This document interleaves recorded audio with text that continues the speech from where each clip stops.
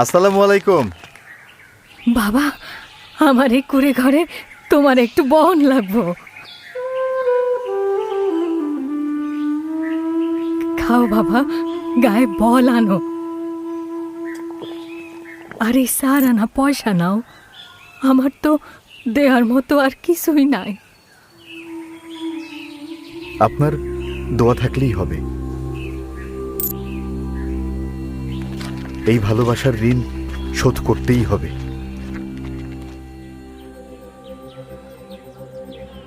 মুসলিম লীগের বিপক্ষে যাওয়া মানে ইসলামের বিপক্ষে যাওয়া। এই মুজিব বেটা হিন্দুদের ইশারায় চলছে। নাউজুবিল্লাহ, একে যে ভোট দেবে সে হারাম কাজ করবে।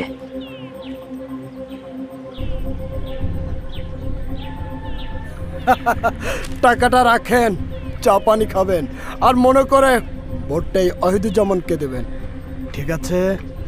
নইলে সাবধান, নৌকার নাম মুখেও আনবা না।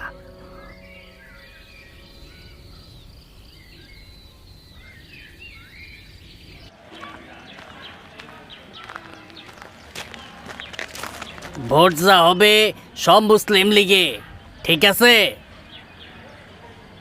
ওরা যা কয় কুক, ভোট দিমু খোকারে, মার্কা নৌকা।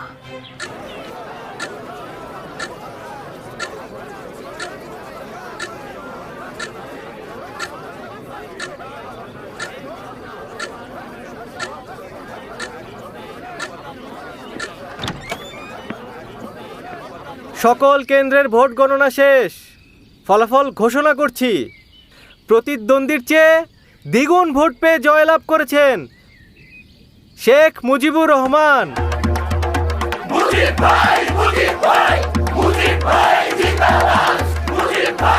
জনতাই সকল ক্ষমতার উৎস, আর সেই জনতার ভালোবাসার শক্তি যেখানে, ষড়যন্ত্র সেখানে দুর্বল। আমি শেখ মুজিবকে আমার মন্ত্রিত্বে নিতে পারবো না, অনেকের আপত্তি আছে। কিন্তু শেরেবাংলা সাহেব, সবাই যখন জেলে ছিল তখন মুজিব একাই আওয়ামী লীগকে পুনরুজ্জীবিত করেছে। আজ পূর্ব পাকিস্তানে যুক্ত ফ্রন্ট যে সরকার গঠন করছে তার বেশিরভাগ কৃতিত্ব ওর। আর মুজিবর কিন্তু জনপ্রিয়। এত অল্প বয়সে ওয়াহিদুজ্জামানের মতো নেতারে বিশাল ভোটের ব্যবধানে হারাইলো, এটা কি চারটিখানি কথা? বিরাট ব্যাপার। সেটাই বলছি হুজুর, এখনো সে অনেক ছোট, বয়স কম, সময় তো আরো আছে নাকি? অন্যেরা হোক। বয়স কম তাতে কি, ও তো নিজের যোগ্যতায় মন্ত্রী হবে, তাই না? স্যার, আমি একটু বলি, আমাকে বাদ দিয়ে হলেও পূর্ব বাংলার মন্ত্রিসভা গঠন করুন, নইলে জনগণ হতাশ হবে। এই সুযোগে কেন্দ্রের মুসলিম লীগ সরকার ষড়যন্ত্র করবে, এমনকি যুক্ত ফ্রন্টে ভাঙন ধরাতে চাইবে। কিছুদিনের মধ্যেই নিজের ভুল বোঝেন শেরেবাংলা সাহেব, কারণ সেই ষড়যন্ত্রের শিকার হয়েই যুক্ত ফ্রন্ট সরকার টিকতে পারেনি। অবশেষে শেরেবাংলা সাহেবের অনুরোধে তার হাত ধরেই মন্ত্রী হই আমি।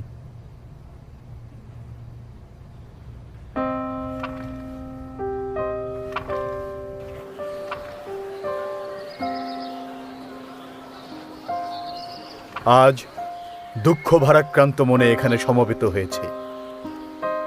আমাদের দুই মহান নেতা শহীদ সোহরাওয়ার্দী এবং শেরে বাংলা কেউই আমাদের মাঝে নেই। আজ আওয়ামী লীগকে তাই আরও শক্তিশালী করার চ্যালেঞ্জ।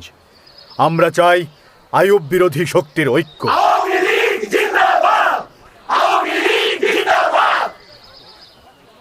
শেরে বাংলা নাই, সোহরাওয়ার্দী সাহেব নাই, ভাসানী আইয়ুব খানকে চটাতে চান না। এই কঠিন সময়ে পূর্ব বাংলায় কেউ নাই, এই ধারণা ভুল। আওয়ামী লীগকে, বাংলার মানুষকে নেতৃত্ব দিতে আমাদের একজন শেখ মুজিবুর রহমান আছে।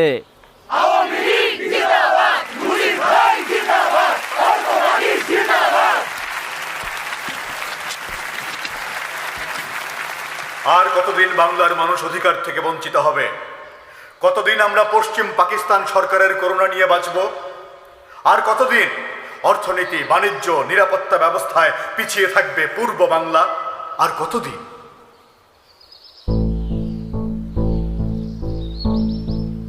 আর তাই এই ৬ দফা, আমরা বিশ্বাস করি এই ৬ দফা শুধু আওয়ামী লীগের পুনরুজ্জীবন নয়, এই 6 দফা বাংলার মানুষের নবজাগরণের দফা। মুজিব ভাইয়ের কথা, যুক্তি এসব শুনলে মনেই হয় না নিউজ করতে এসেছি, মনে হয় ইউনিভার্সিটির বড় কোনো প্রফেসরের লেকচার শুনছি। একদম ঠিক। বাংলার স্বার্থটা এত সহজে কিভাবে যে তুলে ধরলেন, অসাধারণ। পার্লামেন্টারি গণতন্ত্র, সার্বজনীন ভোটাধিকার, পূর্ব ও পশ্চিম পাকিস্তানের জন্য পৃথক সহজে বিনিময়যোগ্য মুদ্রা কিংবা 2 অঞ্চলে একই মুদ্রা কিন্তু পৃথক রিজার্ভ ব্যাংক। দফা 4, ট্যাক্স খাজনা আদায়ের ক্ষমতা আঞ্চলিক সরকারের। দফা 5, 2 অঞ্চলের বৈদেশিক মুদ্রা আয় ব্যয়ের পৃথক হিসাব। এবং দফা 6, পূর্ব পাকিস্তানে পৃথক মিলিশিয়া বাহিনী গঠন ও নৌবাহিনীর সদর দপ্তর স্থাপন। Mr. Mujib, we don't agree with you. You want to break Pakistan.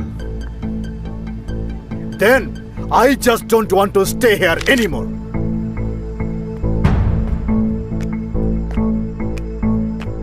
যারা আমার দেশের মানুষের অধিকার দেবে না তাদের সাথে আপোষ নাই। সবার সমর্থনে আওয়ামী লীগের সভাপতি নির্বাচিত হই।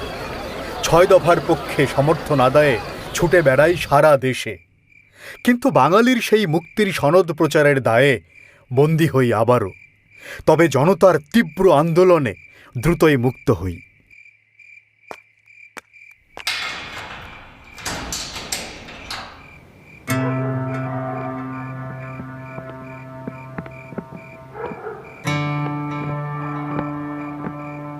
মুজিব সাহেব, আপনি সহ 35 জন ভারতের আগরতলায় পাকিস্তানকে বিচ্ছিন্ন করার ষড়যন্ত্র করেছিলেন। এই অভিযোগে আপনাদের সবার বিরুদ্ধে রাষ্ট্রদ্রোহী মামলা হয়েছে। আপনাকে গ্রেফতার করা হচ্ছে।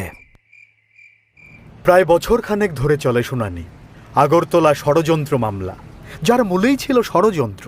সারাটা জীবন আমাকে এই ষড়যন্ত্রের বিরুদ্ধেই লড়ে যেতে হলো। তারা ভারতীয় অর্থ ও অস্ত্রের সাহায্যে পাকিস্তান থেকে পূর্ব পাকিস্তানকে বিচ্ছিন্ন করে একটি স্বাধীন রাষ্ট্র গঠন করতে চেয়েছিলেন এবং এই পরিকল্পনাটি ইয়োর অনার সংঘটিত হয়েছে ভারতের ত্রিপুরা রাজ্যের আগরতলাতে। সো ইয়োর অনার, রাষ্ট্রপক্ষ মনে করে কাঠগড়ায় দাঁড়ানো এই ব্যক্তি এবং তার সহযোগীরা দেশদ্রোহী। দেশদ্রোহিতার শাস্তি তো মৃত্যুদণ্ড, তাই না? জি গভর্নর। তাহলে যেটা বিশ্বাস করো সেটা অ্যাপ্লাই করো। সরি গভর্নর, বুঝলাম না। আরে এটা তো পানির মতো সোজা, না বোঝার কি আছে? জজ সাহেবকে বলবেন মুজিবকে ফাঁসি দিতে, ব্যাস।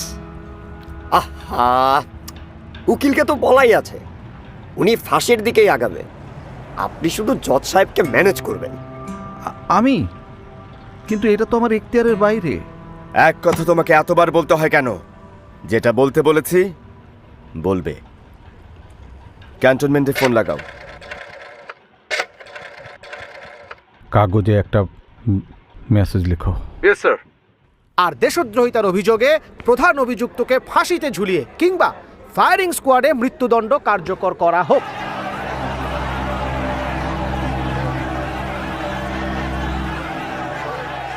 Order, order.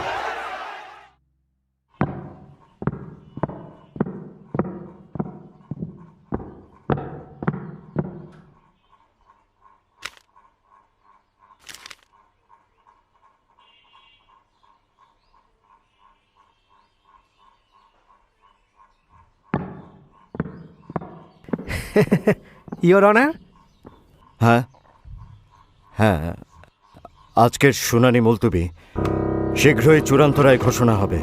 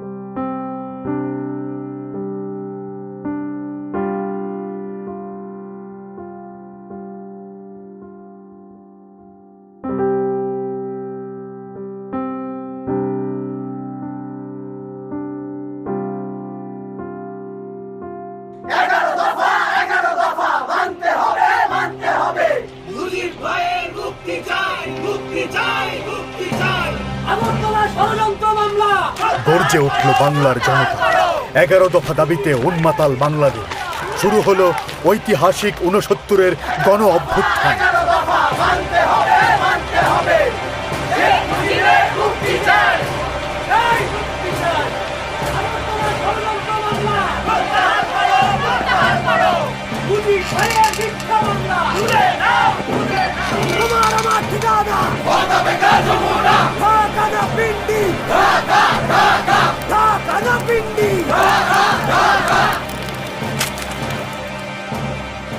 পরিস্থিতি ভয়ঙ্কর। আর্মির আমলে কাজ হবে? মনে হয় না, উল্টো আরও খেপে যেতে পারে। গণ অভ্যুত্থান তো শুধু আর ঢাকার মধ্যে নেই, সারা দেশে ছড়িয়ে গিয়েছে। আচ্ছা, আমরা যদি এসব আন্দোলন পাত্তা না দিয়েই মুজিবের ফাঁসিটা দিয়ে দেই তাহলে কি সমস্যা? শাট আপ ইউ ফুল! এটা সাধারণ কেউ না যে চাইলাম আর ফাঁসি দিয়ে দিলাম, এরপর জনতা বাড়ি ফিরে গেল। এটা শেখ মুজিব। তার কিছু হলে তুমি আমি সবাই জাস্ট পুরো প্ল্যানটাই নষ্ট হয়ে গেল। Damn it!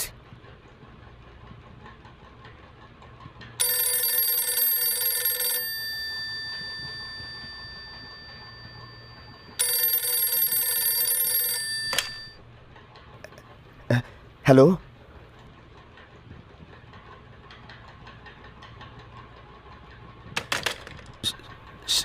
শেখ মুজিবকে মুক্তিদানের সিদ্ধান্ত হয়েছে। আগরতলা ষড়যন্ত্র মামলা প্রেসিডেন্ট প্রত্যাহার করে নিয়েছে। শেখ মুজিবুর রহমান নির্দোষ। আমি আপনাদের মুজিব ভাই। আপনাদের ভালোবাসার প্রতিদান জীবন দিয়ে হলেও আমি দেব। প্রমাণ হয়ে গেছে, বাঙালিকে কেউ দাবায় রাখতে পারবে না। জয় বাংলা। মিথ্যের পাহাড় ডিঙিয়ে সাহসী জোর কদম, মুক্তির আসমান জুড়ে তোমার দুই নয়ন। মিথ্যের পাহাড় ডিঙিয়ে সাহসী জোর কদম, মুক্তির আসমান জুড়ে তোমার দুই নয়ন। ভেঙেছ জিঞ্জির সব অশুভ আত্মার, তোমার পায়ে নতুন ঘাসে নতুন ইশতেহার।